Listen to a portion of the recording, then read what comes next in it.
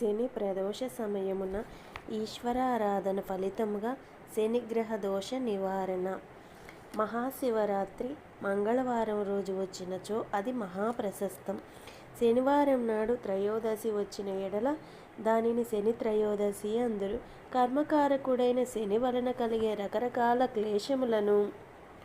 క్లేశములను తొలగించుకొనుటకు శని త్రయోదశి నాడు శివార్చనము చేసి శని ప్రీతికరముగా నువ్వుల దానం చేయవలెను.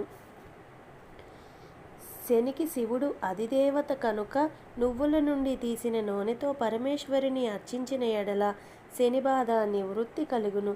శనివారం నాడు ప్రదోష సమయమున శివారాధనము చేసిన ఎడల శనికి అధిదేవత శివుడు కావున సమస్తములైన కర్మదోషములు తొలగి సుఖశాంతులను పొందగలరు. శని కర్మకారకుడు, శివుడు సంహారకారకుడు.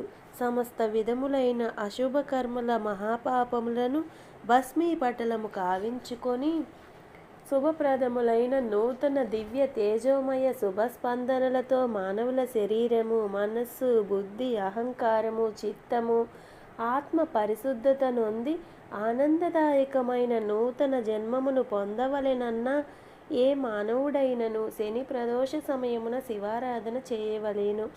ఈ విధముగా చేయగా శని శాంతించును. శనివారము రాత్రికాలమున ఆ జీవుని యొక్క సమస్త విధములైన కర్మదోషములకు అధిష్టాన దేవతలైన అందశక్తులు అనగా అదృశ్య రూపమున నుండెడి నల్లని కాటుక రూపమున ఉండెడి దురదృష్ట శక్తులు, మహావిధ్వంసక శక్తులు ఆ మహాకాలుని శక్తి స్వరూపమైన మహాకాళిలో నిలయము చెందును.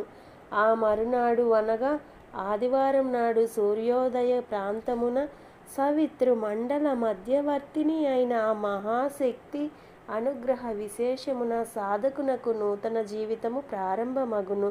ఆ శుభప్రదములైన పాపకర్మముల మూటలు పరమేశ్వరుని యోగాగ్నిలో దగ్ధము చేయబడును. శని ప్రదోష వ్రతము.